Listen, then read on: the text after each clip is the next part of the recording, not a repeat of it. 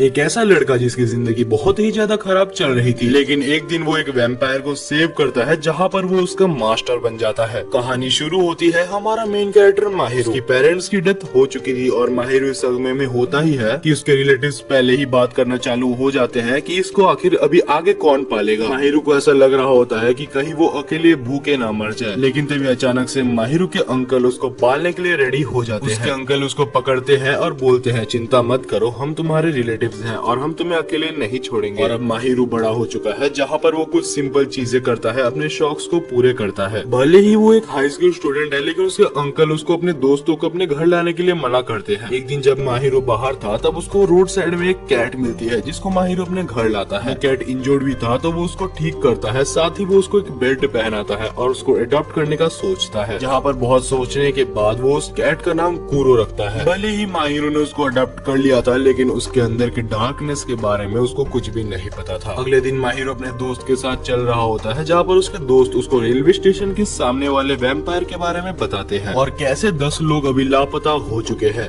यहाँ पर माहिरू बिल्कुल भी बिलीव नहीं करता और वो दौड़ के अपने घर चले जाता है। लेकिन जैसे ही वो अपने घर में घुसता है तो वो शॉक हो जाता है क्योंकि उसकी टीवी ऑन थी। जब वो वहाँ पर अंदर जाता है तो उसको एक अजीब सा बंदा वहाँ पर बैठा हुआ दिखता है जिसके बहुत ही बड़े बड़े डार्क सर्कल्स बन चुके थे। साथ ही में वो टीवी में बैठ के बहुत सारे वीडियो गेम्स भी खेल रहा होता है। माहिरू बहुत ही ज्यादा डर जाता है और उससे पूछता है आखिर तुम कौन हो, आखिर तुम मेरे घर के अंदर कैसे आ गए। और साइड में पड़ा हुआ झाड़ू को उठा के वो उसके ऊपर मारने लगता है, लेकिन वो इतना ज्यादा फास्ट था कि वो उस अटैक को डॉज कर लेता है। माहिरू जब सेकंड टाइम उसको हिट करने वाला होता है तब वो फिसल जाता है और उसके पर्दे को हटा देता है और अचानक से वो सनलाइट आके सीधे उसके ऊपर गिर जाती है, जिस वजह से वो फिर से कूरो में बदल जाता है। जब माहिरू पर्दे को दे देता है तो वो फिर से वैम्पायर में बदल जाता है। फिर माहिरू पूछता है आखिर तुम हो कौन। अब वो बोलता है मैं तो एक प्यारा सा वैम्पायर हूँ, तुम्हें मुझसे दिक्कत क्या है। तब माहिरू को समझ आता है कि उसके दोस्त वैम्पायर के बारे में सही बात कर रहे थे एंड वो इसके बाद अपने घर से बाहर धूप में उसको ले जाने की कोशिश करने लगता है। वो पूछता है तुमने आखिर 10 लोगों को क्यों मारा। वैम्पायर बोलता है कि मुझे नहीं पता कि तुम किस बारे में बात कर रहे हो। और उसके बाद वो वैम्पायर बोलता है तुम गलती से भी मेरा नाम फिर से मत लेना। जहाँ माहिरू गुस्सा हो जाता है और उसका नाम ले लेता है। जैसे ही वो वैम्पायर का नाम कूरो बोलता है तो उसके आसपास एक ब्लू कलर का सर्कल बनने लग जाता है और उसके बाद वो सर्कल वैनिश हो जाता है। अभी अभी क्या हुआ ये माहिरू को कुछ समझ नहीं आया। इस वजह से वैम्पायर बोलता है मैं एक स्पेशल टाइप का वैम्पायर हूँ जो कि अपने मालिक की बात मानता है और वो बस अपनी मालिक के ही खून को पी सकता है। और फिलहाल हमारा कॉन्ट्रैक्ट साइन अप हो चुका है जहाँ पर तुम मेरे मालिक बन चुके हो। लेकिन तब वैम्पायर बोलता है ये कॉन्ट्रैक्ट तभी परमानेंट होगा जब मैं 24 घंटे के बीच में तुम्हारा कभी भी खून पी लूंगा। माहिरू के लिए ये कोई गुड न्यूज से कम नहीं थी, जहाँ पर वो उसको बाहर निकालने की कोशिश करता है, लेकिन वो उसको बाहर नहीं निकाल पाता क्योंकि एक अनजान फोर्स उनको वापस ला रही थी। वैम्पायर बोलता है कि तुम इतने बुद्धू कैसे हो सकते हो, जब मैंने तुम्हें मना किया मेरा नाम लेने को तो तुमने मेरा नाम जानबूझ के ले लिया। माहिरू बोलता है कि मुझे तुम्हारे साथ रहने का कोई शौक नहीं है। माहिरू सोचता है कि वैम्पायर के बारे में वो अपने दोस्तों को बताएगा। इसके बाद जब वो घर से निकल के अपने दोस्तों के पास जाता है और ये सब बोलता है तो उसके दोस्त बोलते हैं कि कहीं तू पागल तो नहीं हो गया, तू एक बिल्ली को वैम्पायर बता रहा है। और एक दोस्त तो उसका मजाक उड़ाने लगता है। तभी हम देखते हैं पीछे एक काली कलर की परछाई दिखाई देती है। तभी अचानक से वहाँ पर एक मैजिशियन आ जाता है जो कि यहाँ पर उनको देख रहा होता है, जहाँ माहिरू का एक दोस्त उसको इग्नोर कर देता है। वो मैजिशियन उसको रोकता है और अचानक वो उसको काट देता है और हर जगह खून ही खून हो जाता है। इसके बाद वो बहुत ही ऊंचा उछल के अपना नाम बताता है बेल्किया, जो कि एक वैम्पायर था। बेल्किया को यहाँ पर वो कूरो की प्रेजेंस महसूस हो चुकी थी, जिस वजह से वो यहाँ पर माहिरू और कूरो को डुएल के लिए चैलेंज कर देता है। अचानक कूरो वैम्पायर में ट्रांसफर होके यहाँ पर बेल्किया को एक लात मार देता है। जब माहिरू पूछता है कि ये सब क्या हो रहा है तो कूरो बोलता है कि तुम्हें यहाँ से भाग जाना चाहिए वरना तुम यहाँ पर बहुत ही गंदा पछताओगे। माहिरू बोलता है तुम्हें जो करना है करो और वो यहाँ पर अपने दोस्तों को बचाने के लिए दौड़ जाता है। जहाँ बेल्किया फिर से दोनों के ऊपर हमला करने वाला था तभी माहिरू कूद के यहाँ पर उसका मुंह को पकड़ लेता है। बेल्किया एक तलवार की मदद से माहिरू को मारने वाला होता है, लेकिन तभी अचानक बीच में कूरो आके वो अटैक को अपने ऊपर ले लेता है। बाद कूरो अपने चेस्ट से तलवार को निकालता है और बोलता है कि मैंने 100 सालों से बिल्कुल भी खून नहीं पिया, जिस वजह से मैं अभी बहुत वीक हूँ और यहाँ पर बेल्किया को हराने के काबिल नहीं हूँ। तभी माहिरू अपना हाथ आगे बढ़ाता है और बोलता है तुम मेरा खून पी सकते हो लेकिन बेल्किया को हरा दो। और तब कूरो माहिरू का ब्लड को पी लेता है, जिस वजह से यहाँ पर उनका टेम्पररी कॉन्टैक्ट परमानेंट में विकसित हो जाता है।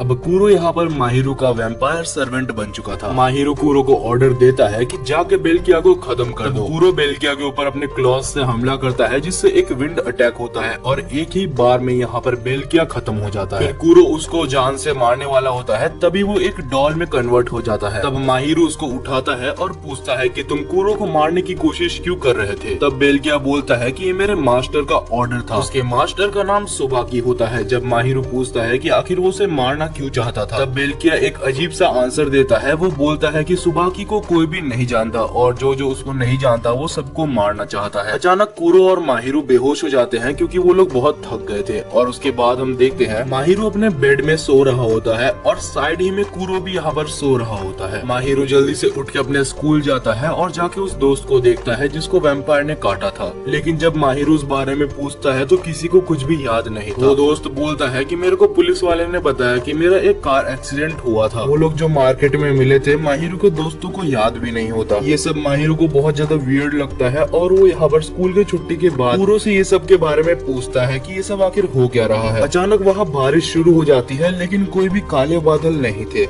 माहिरू अचानक से एक जगह पर टेलीपोर्ट हो जाता है जहाँ पर एक अननोन आदमी उसकी तरफ बढ़ रहा था। वो अननोन पर्सन माहिरू के ऊपर हंसता है और उसके बाद वो यहाँ पर बेल्किया को बाहर निकाल लेता है।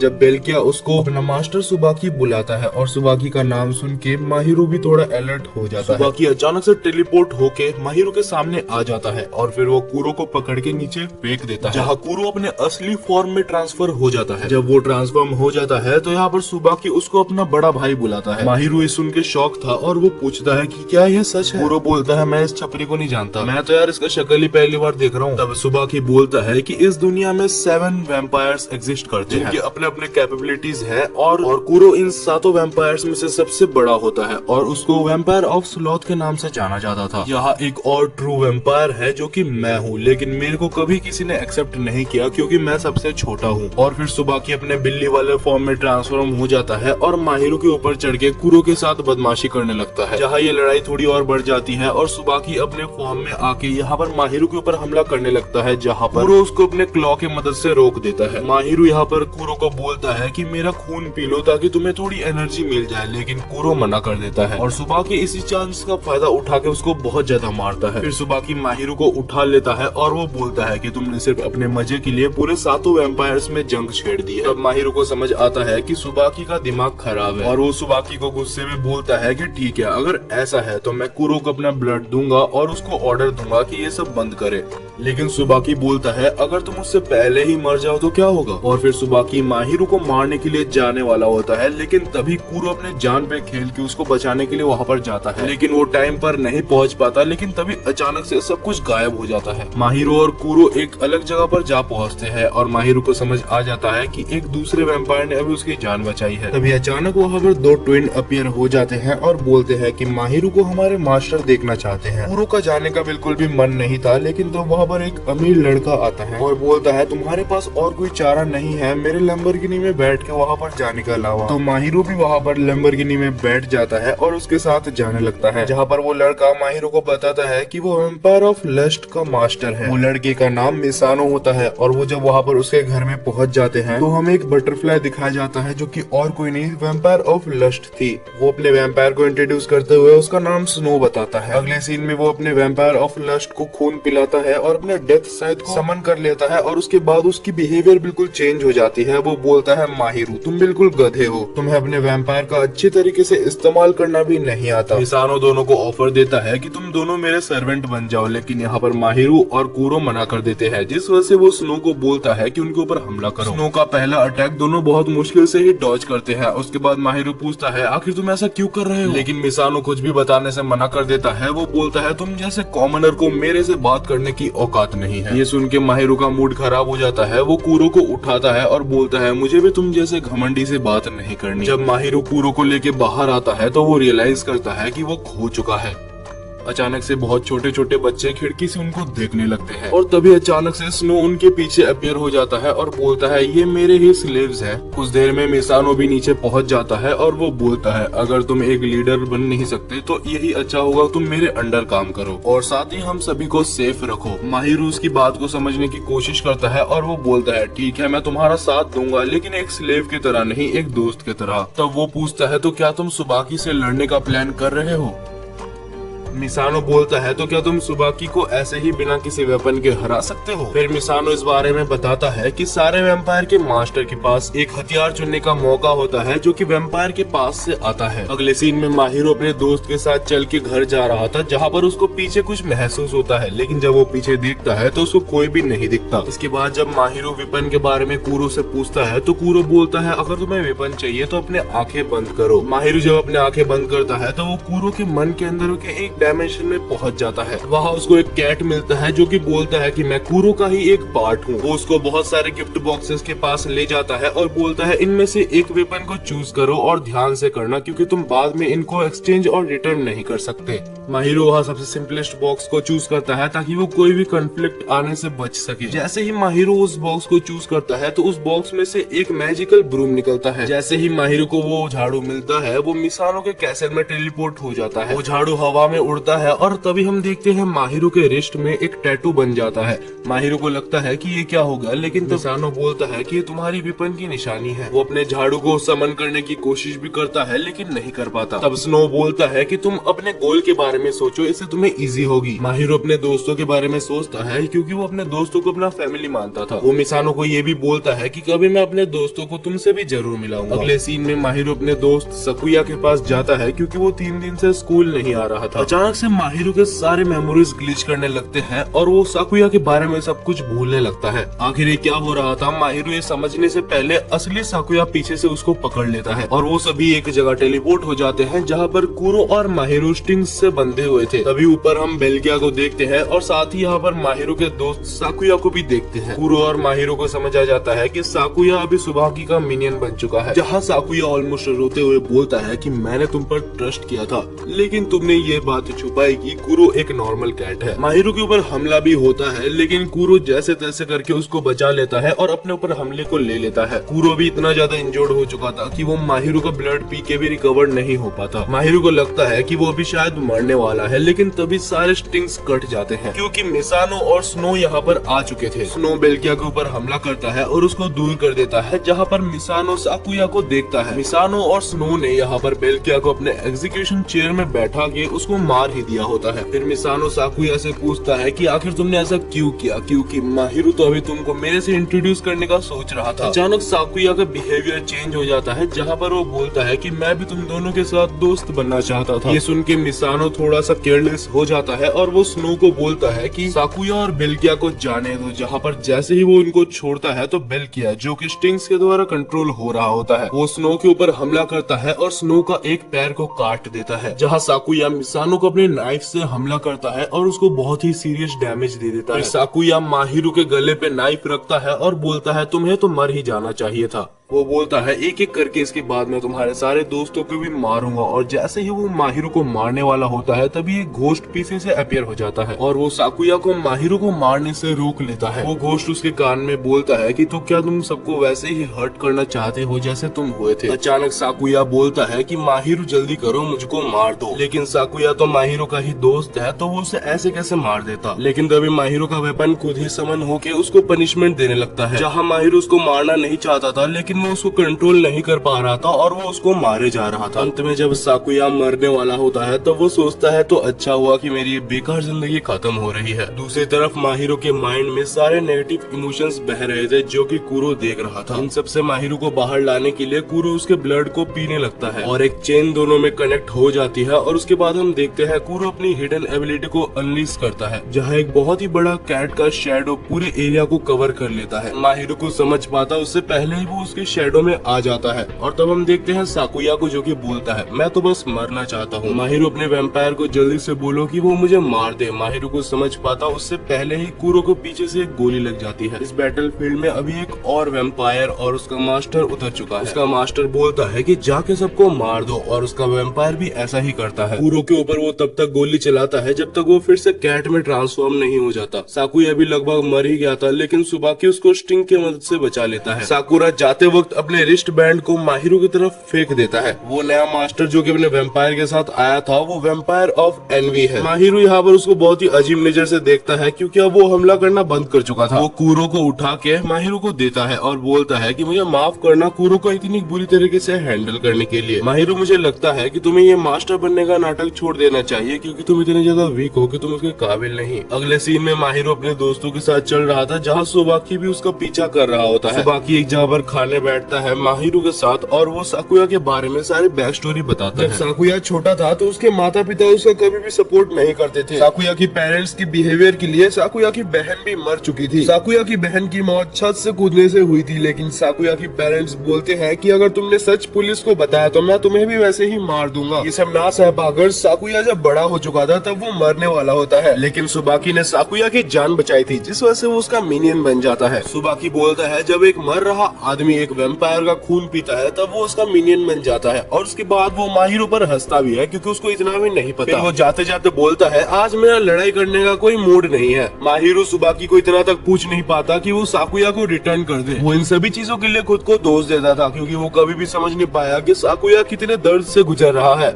अगले दिन जब माहिरो स्कूल जाता है तो साकुया के बारे में पूछता है, लेकिन किसी को भी साकुया के बारे में कुछ भी नहीं पता था। साकुया की बस नेचर ही उनको याद थी, लेकिन साकुया की फेस उनको याद नहीं थी। माहिरो ये सब समझ जाता है कि आखिर ये सब कैसे हो रहा है। कुछ दिन बाद एक फेस्टिवल में हम देखते हैं साकुया मास्क लगा के आता है जहाँ उसके सारे दोस्त उसके पास से जा रहे थे, लेकिन उसको कोई भी नहीं पहचान पा रहा था। हालांकि साकुया ये देख के हैरान होता है कि उनके पीछे बोर्ड में लिखा हुआ था कि हम साकुया का वेट कर रहे हैं। ये सब वो देख ही रहा होता है कि उड़ते हुए कूरो उसके मुंह पे पड़ता है और माहिरो भी उसको देख लेता है, लेकिन साकुरा यहाँ पर छत की तरफ भागने लगता है। थोड़े ऊपर जाके साकुया समझ नहीं पा रहा था कि वो आखिर माहिरो को फेस कैसे करे। आखिर उसने उसको मारने का ट्राई किया था। तब माहिरो बोलता है कि जो कुछ हो चुका है उसको भूल जाओ। साकुरा, याद करो हम बचपन के दोस्त हैं, हमने बचपन में कितने कुछ किए हैं। लेकिन साकुया बोलता है बचपन की कोई भी मेमोरीज मेरे पास नहीं है। फिर वो वहाँ से भागने लगता है और वो छत के पूरे ऊपर चले जाता है जहाँ पर वो बाउंड्री में खड़े हो जाता है और बोलता है मुझे माफ करना माहिरो, मैंने तुम्हें और तुम्हारे दोस्त को मारने की कोशिश की है। सच बताऊं तो मैं कभी भी ऐसा नहीं करना चाहता था। माहिरो बोलता है मुझे उन सब चीजों से कोई फर्क नहीं पड़ता, लेकिन तभी साकुया वहाँ से कूद जाता है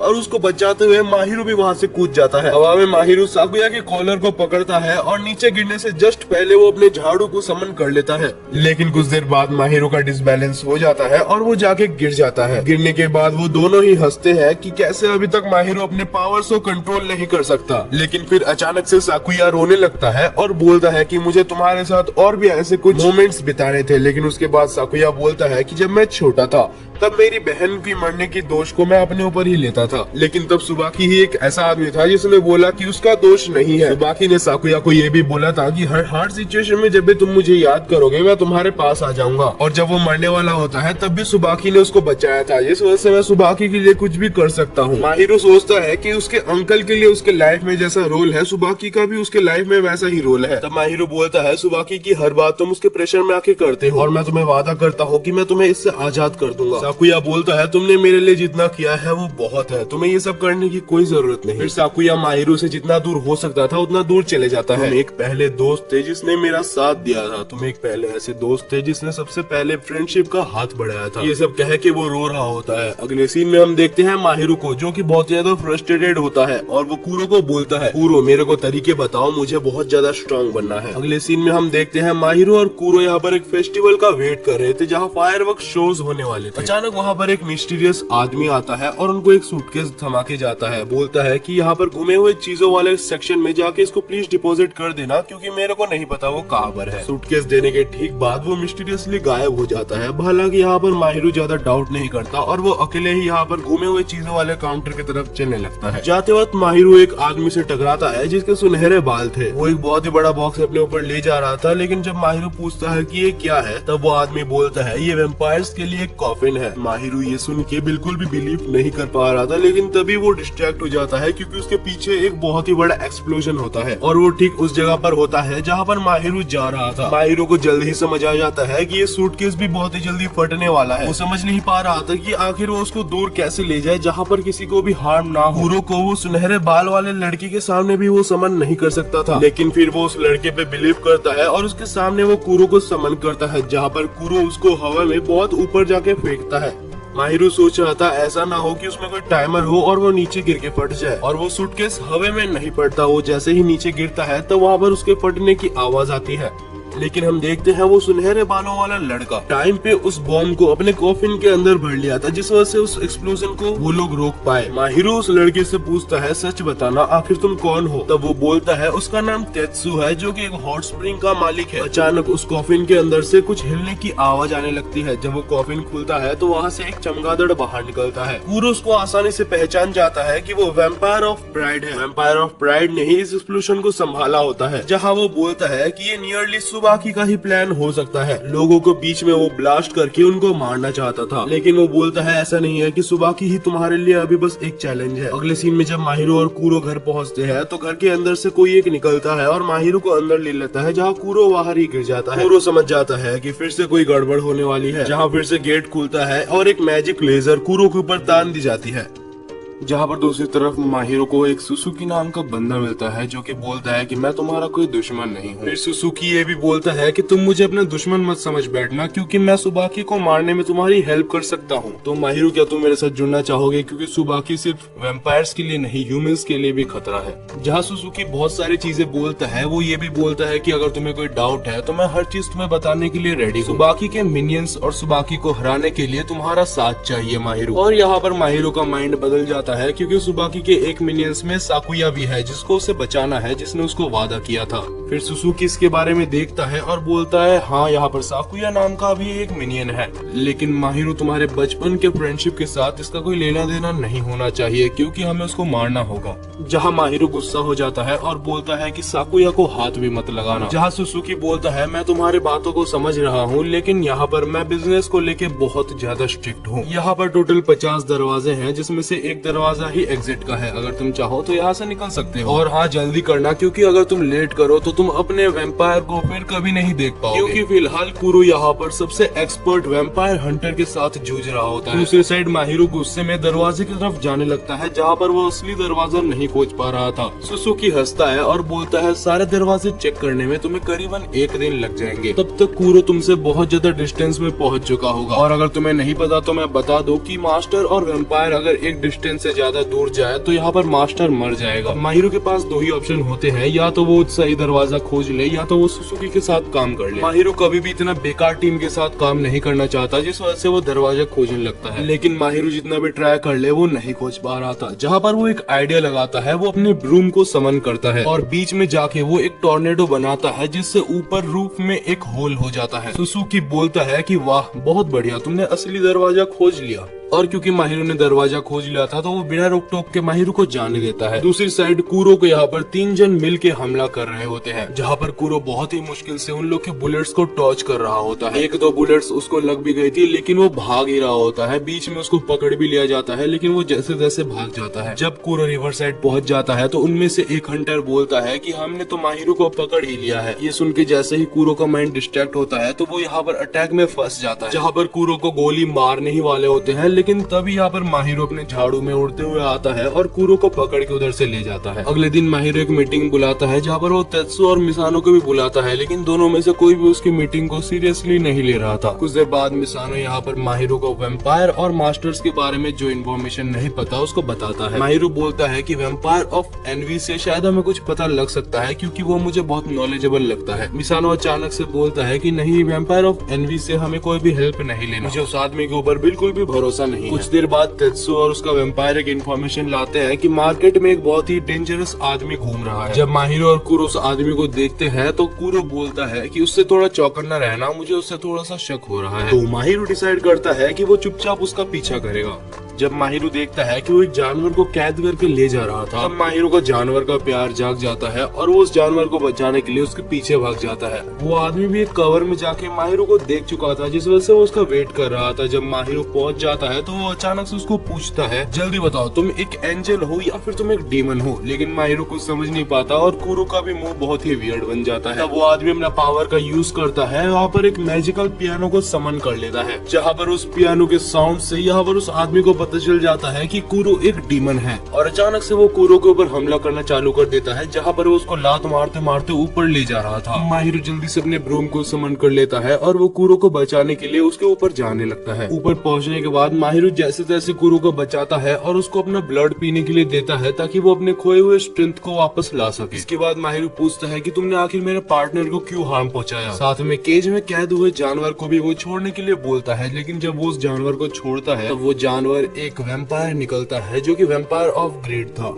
फिर वैम्पायर ऑफ ग्रीड बोलता है कि ये आदमी जो मेरे साथ है इसका नाम लिग्ड है जो कि मेरा मास्टर है और मैं इसके साथ इसलिए हूँ क्योंकि ये मेरे को एंजल समझता है। जहाँ पर लिग्ड बोलता है कि मैं इसको भी एक डीमन समझता हूँ और मुझे इससे नफरत है। और ये दोनों भी यहाँ पर कोदी में मारपीट कर रहे होते हैं। जहाँ माहिरो खुश होता है क्योंकि सुबाकी से लड़ने के लिए उसे एक और साथी मिल गया। जहाँ वैम्पायर ऑफ ग्रीड बोलता है कि तुम्हें गलतफहमी है, हम तुम्हारे कोई भी साथी नहीं है और देखा जाए तो तुम्हें कोई साथी की जरूरत भी नहीं है क्योंकि कुरो जो कि सबसे बड़ा वैम्पायर है, अगर वो चाहे तो वो सब कुछ अकेले ही संभाल सकता है। फिर वैम्पायर ऑफ ग्रीड ये भी बोलता है कि मैंने कुरो को माफ नहीं किया क्योंकि कुरो ने मेरे साथ कुछ ऐसा ही किया था। माहिरो को समझ आ जाता है इससे पहले इन दोनों के बीच में पहले ही कुछ हो चुका है। इससे पहले दोनों में लड़ाई लगती। यहाँ पर माहिरो दोनों को अलग करता है और पूछता है क्या तुम मेरी हेल्प कर सकते हो, लेकिन वो मना करके वहाँ से चला जाता है। जब माहिरो घर वापस आता है तो उस लड़के को टीवी में देख के पियानो बजाते हुए वो शॉक हो जाता है और सबको बोलता है कि वो वैम्पायर ऑफ ग्रीड का मास्टर है। जहाँ पर मिसानो बोलता है कि वैम्पायर ऑफ ग्रीड से दूर रहना ही बेटर है क्योंकि जब वो अपने मास्टर से बोर हो जाता है तो वो अपने मास्टर को मार देता है। लेकिन माहिरो उसकी बात नहीं सुनता क्योंकि उसे उस आदमी को बचाना है। जहाँ उसे पता चलता है वो आदमी जो पियानो बजा रहा था जिसका नाम लिक होता है वो एक बहुत ही फेमस पियानो आर्टिस्ट है। जब माहिरो उस कॉन्सर्ट हॉल में होता है तो वो देखता है उसी आदमी को जिसने उसे उस एक्सप्लोसिव बैग को पकड़ाया था। माहिरो समझ जाता है कि यहाँ पर सुबाकी लिक को मारने की कोशिश कर रहा है। दूसरी तरफ जहाँ पर कॉन्सर्ट हो रहा होता है वहाँ पर बैठे हुए सारे ऑडियंस असल में सुबाकी के मिनियंस थे। जब माहिरो वहाँ पर पहुँचता है तो वो देखता है सारे मिनियंस ऑलरेडी मर चुके हैं। इससे हमें पता चलता है कि वैम्पायर ऑफ ग्रीड भी बहुत पावरफुल है। दूसरी तरफ वैम्पायर ऑफ ग्रीड यहाँ पर लिक के ऊपर भी हमला करना शुरू कर चुका था जो कि उसका खुद ही का मास्टर था। लिक वैम्पायर के पीछे जाके उसको लात मारता है, लेकिन तब तक वैम्पायर उसके पीछे जाके उसको एक और लात मार चुका था। तब वैम्पायर ऑफ ग्रीड हंसते हंसते बोलता है कि चिंता मत करो, नॉर्मल पीपल से वैम्पायर्स के मास्टर्स ज्यादा पावरफुल होते हैं। माहिरो को वैम्पायर ऑफ ग्रीड ये भी बोलता है कि कुरो को ऑर्डर करो, वो अकेले ही सबको मार सकता है। माहिरो बोलता है कि नहीं, यहाँ पर कुरो अकेले सब कुछ नहीं कर सकता, उसे भी थोड़ी सपोर्ट चाहिए।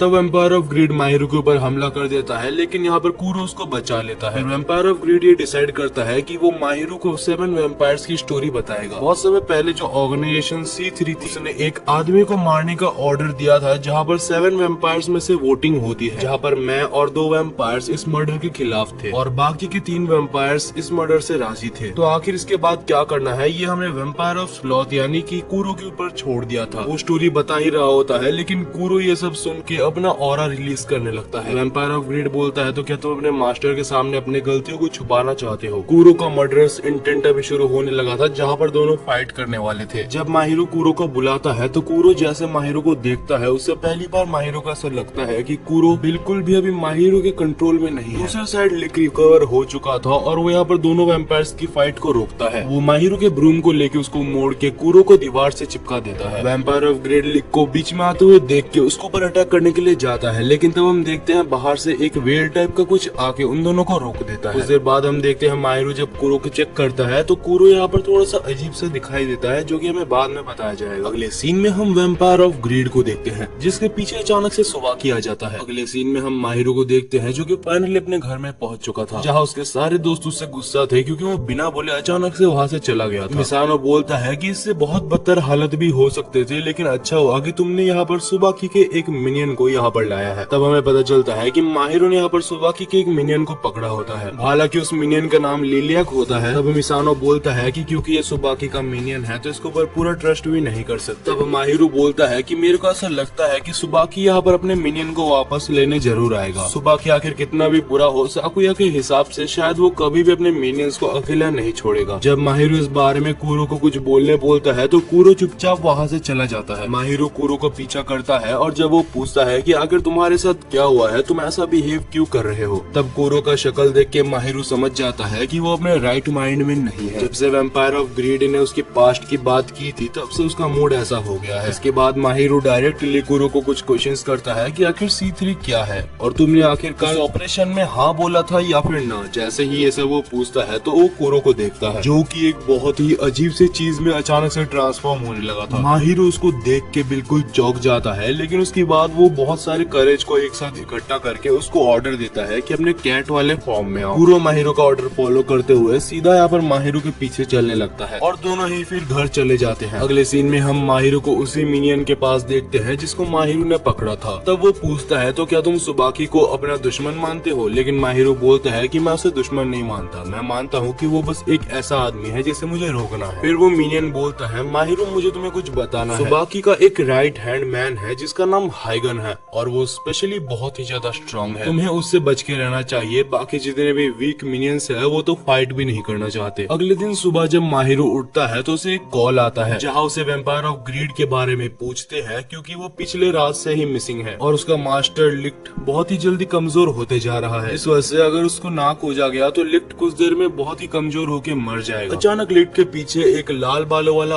आदमी आ जाता है। लिक्ट को समझ पाता उससे पहले ही वो उसको बहुत ही जानलेवा हमला कर देता है। फिर हमें पता चलता है कि ये सुबाकी का राइट हैंड हाइगन है जो कि बहुत ही आसानी से लिक्ट को पीटे जा रहा था। लिक्ट लड़ने की कोशिश करता है लेकिन वो कुछ भी नहीं कर पाता हाइगन के सामने। जहाँ हाइगन बोलता है कि तुम्हारा वैम्पायर ऑफ ग्रीड अभी सुबाकी के नीचे बहुत ही गंदी तरीके से कुचला जा रहा है। लिक्ट बोलता है कि मुझे इस डीमन की कोई भी परवाह नहीं है लेकिन मैं तुमसे तो नहीं हारने वाला। जहाँ लिक्ट को मारने के लिए हाइगन ने भी अपना रेड ऑरा समन कर लिया था जिसको यहाँ पर दूर से माहिरो ने भी देख लिया था। माहिरो जल्दी से कूरो को लेके वहाँ पहुँचना चाहता था लेकिन कूरो बोलता है कि पहले अपने बैकअप को बोल दो, लेकिन माहिरो नहीं सुनता। बोलता है कि मेरे पास उतना टाइम नहीं है। अगले सीन में माहिरो पहुँच चुका था जहाँ पर वो ना जानते हुए कि वो हाइगन है उसको बोलता है कि उसे छोड़ दो। इसके बाद कूरो और माहिरो लड़ाई करने के लिए रेडी हो जाते हैं जहाँ कूरो अपने पास्ट को अभी तक भुला नहीं पाया था और वो लड़ नहीं पा रहा था। अचानक से कूरो एक ब्लैक क्रिस्टल बॉल में ट्रांसफर हो जाता है जिसे देख के वो बिल्कुल हक्का बक्का रह जाता है और बोलता है क्या ये बॉल कूरो भी हो सकता है। माहिरो अपने डिफेंस के लिए अपने ब्रूम को समन करने की कोशिश करता है लेकिन वो ब्रूम भी उस क्रिस्टल बॉल में घुस जाता है जहाँ पर अभी उसके पास कुछ भी डिफेंस के लिए नहीं था। हाइगन बोलता है कि लिक्ट और मेरे बीच की लड़ाई अभी तक खत्म नहीं हुई है। जहाँ लिक्ट का हमला देख के हाइगन भी थोड़ा सा इम्प्रेस हो जाता है और वो सोचता है कि मैं भी सीरियस हो जाता हूँ। हाइगन लिक्ट का सारे हमले को डॉज कर लेता है और बहुत बुरी तरीके से लिक्ट यहाँ पर हाइगन से हार जाता है।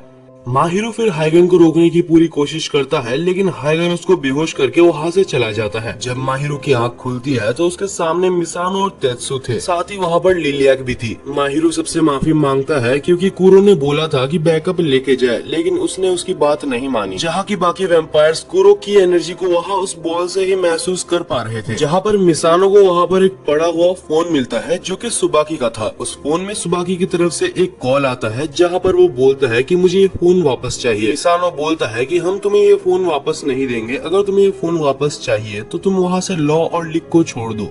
सुबाकी बोलता है कि वो फोन मेरे लिए इतना ज्यादा जरूरी नहीं है कि मैं तुमसे इतनी बड़ी डील कर लूं। तब मिसानो बोलता है कि बस वही नहीं, हमारे पास तुम्हारा एक मिनियन लिलियाक भी है, अगर तुमने उन दोनों को छोड़ दिया तो यहाँ से ये दोनों चीजें भी मैं तुम्हें दे दूंगा। लेकिन सुबाकी इसमें बिल्कुल भी इंटरेस्ट नहीं दिखाता और वो फोन को काट देता है। अगले सीन में ये लोग एक मीटिंग करते हैं जहाँ पर ये लोग बात कर रहे थे कि रात को इन लोग लिक और लॉ को बचाने के लिए निकलेंगे। हालांकि यहाँ पर माहिरो को नहीं ले जाते क्योंकि उसके पास अभी कूरो नहीं है जिस वजह से वो यूजलेस है। ऐसा मैं नहीं, माहिरो खुद को ही यूजलेस बोल रहा था। अब जब सब वहाँ से चले गए थे तो यहाँ पर माहिरो अकेले में रो रहा था। वो बोल रहा था कि मैं सच में बहुत ज्यादा कमजोर हूँ। एक तरफ मैं और एक तरफ लिक जो कि बिना अपने वैम्पायर के भी हाइगन से लड़ रहा था। माहिरो को रोता हुआ देख कूरो यहाँ पर बॉल पे अपियर हो जाता है। हालांकि कूरो को भी नहीं पता था कि वो ऐसे अपियर कैसे हो गए। माहिरो कूरो को देख के बोलता है चिंता मत करो, मैं तुम्हें यहाँ से निकालूंगा। बाद में जब इस बात को वो अपने दोस्तों को बताता है तो तेत्सु तो यहाँ पर एक आरी लेके आ जाता है उस बॉल को काटने के लिए। हालांकि माहिरो मना करता है, जिससे कुरो को लगता है कि उसका मास्टर बहुत ही समझदार है। लेकिन तभी माहिरो बोलता है कि मैं उसका मास्टर हूँ, इसलिए इस बॉल को मैं काटूंगा। लेकिन इसका कोई फायदा नहीं होता। इसके बाद हम उसी वेल को देखते हैं जिसका मास्टर भी आया होता है। इस वेल को हमने इससे पहले भी देख रखा है। उसने एक अजीब टाइप की लिक्विड लाई थी जो कि वैम्पायर के पावर को कम कर देता है, और इसके बाद वो वैम्पायर्स पर टेस्ट भी करता है, जिससे प्रूफ हो जाता है कि वो वैम्पायर्स की पावर को कम करता है।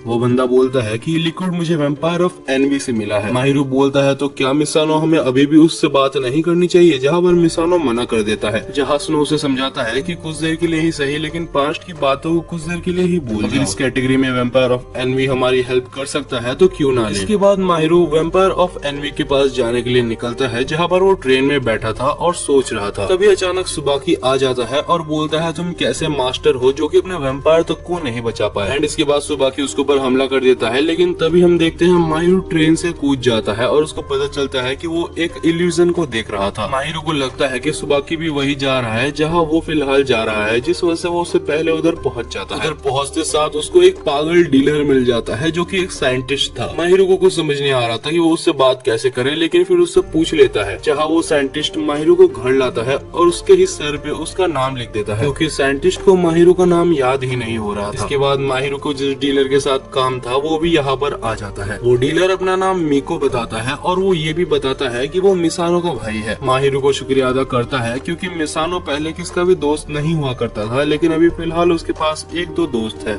इसके बाद माहिरो कुरो को उस पागल साइंटिस्ट को दिखाता है, जहाँ पर वो बोलता है ये तो बड़ा इंटरेस्टिंग केस है। वो उसको अपने लेबोरेटरी में ले जाता है और उसको जांच करने के बाद बोलता है कि हम इसका कुछ नहीं कर सकते क्योंकि ये पहला केस है जो हम देख रहे हैं। इसके बाद मीको बोलता है तो माहिरो क्या तुम्हें लगता है कि तुम अकेले कुरो के साथ ही सुबाकी को ब्रेक कर सकते हो? माहिरो बोलता है तुम डायरेक्टली बोल सकते थे कि मैं सुबाकी को मार सकता हूँ, लेकिन तुमने सुबाकी को ब्रेक ही क्यों बोला? जहाँ वो बोलता है कि हम एक वैम्पायर को कभी भी फुल्ली नहीं मार सकते, हम बस उसे ब्रेक ही कर सकते हैं।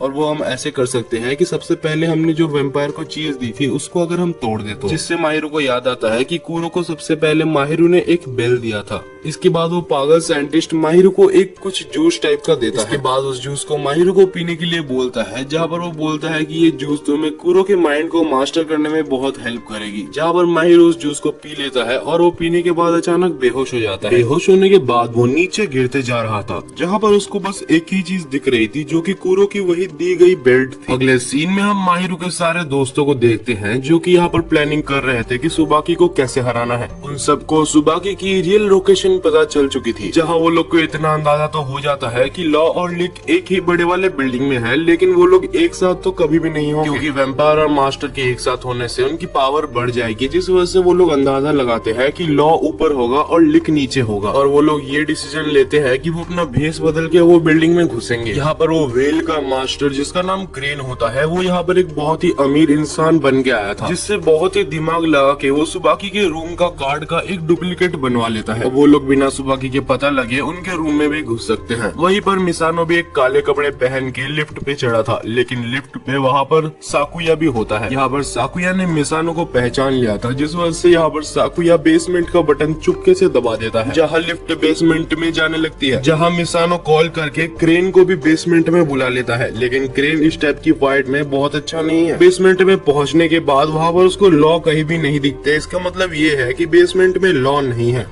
अगले सीन में हमें तेत्सु को दिखाया जाता है जो कि अपने कॉफिन के साथ था और वो यहाँ पर ऊपर के रूम में पहुंच चुका था, लेकिन वहाँ पर सुबाकी के सारे साथी पहले ही तेत्सु को रोकने के लिए खड़े हुए थे। दूसरी साइड में सुबाकी को दिखाया जाता है जो कि यहाँ पर एक जंगल में था। वो जंगल में सीधे जा ही रहा होता है कि सामने बहुत सारे वेल मॉस्कट आ जाते हैं। सुबाकी को लगता है कि ये आखिर क्या ही कर लेंगे, बहुत ही वीक होंगे, लेकिन वो इतने वीक भी नहीं है कि वो सुबाकी को कुछ देर के लिए हैंडल ना कर पाए। जहाँ सुबाकी वेल मॉस्कट को दिखाता है कि उसके पास वो चाबी है जहाँ पर लॉ और लिक कैद है। वेल मस्कट बोलता है कि वो चाबी हमें दे दो। तब सुबाकी बोलता है कि मेरे मिनियन कहाँ है? वो बोलते हैं कि तुम्हारा मिनियन हमारे पास ही है, लेकिन तुम पहले हमें अपना चाबी दो। तब सुबाकी उनको चाबी भी नहीं देता और वहाँ पर मिनियन को भी खोजने के लिए चले जाता है, लेकिन सुबाकी आखिरकार मिनियन को नहीं खोज पाता। हालांकि सुबाकी बोलता है कि अभी मेरे पास बहुत टाइम है, मैं आराम से लिलिया को खोज लूंगा। दूसरे साइड हम माहिरो को कुरो के माइंड के अंदर देखते हैं, जहाँ पर वही कैट जिसने उसको जादुई झाड़ू दी थी वो मिलता है। माहिरो पूछता पूछता है कि आखिर कुरो कहाँ गया, तब वो बोलता है कि कुरो तुमसे मिलना नहीं चाहता, लेकिन माहिरो इसको बिल्कुल भी कंसिडर नहीं करता। उसको लगता है कि कुरो मुझसे मिलना क्यों नहीं चाहेगा, वो झूठ ही बोल रहा होगा। फिर वो कैट माहिरो को एक जगह पर ले जाता है जो कि यहाँ पर अंडर वाटर थी। वो यहाँ पर स्विम करके जब वहाँ पर पहुँचता है तो कुरो की एक ओल्ड मेमोरी वहाँ पर दिखाई जाती है। सातों वैम्पायर एक जगह पर बैठे थे जहाँ पर वही बात चल रही थी कि C3 के दिए गए असाइनमेंट पे वो खास आदमी को उनको मारना है या नहीं। जहाँ पर हमें पता चलता है कि वो खास आदमी जिसको मारने की बात चल रही है वो कोई और नहीं, वैम्पायर्स को बनाने वाला आदमी है। जहाँ 3 वैम्पायर मना करते हैं कि उसको नहीं मारना चाहिए क्योंकि उसने ही हमें बनाया है। बाकी 3 वैम्पायर बोलते हैं कि उन्होंने हमें फोर्सफुली वैम्पायर बनाया है, जिस वजह से हमें उन्हें मार देना चाहिए। जहाँ कुरो को डिसीजन लेने के लिए बोला जाता है और कुरो वहाँ पर कुछ भी नहीं बोलता और चुपचाप वहाँ से चला जाता है। और कुरो उस आदमी को मारने के लिए गया होता है, लेकिन ये चीज वो माहिरो को नहीं दिखाना चाहता था, जिस वजह से ये देखते टाइम माहिरो के सामने कुछ ब्लैक वाइन्स आ जाते हैं।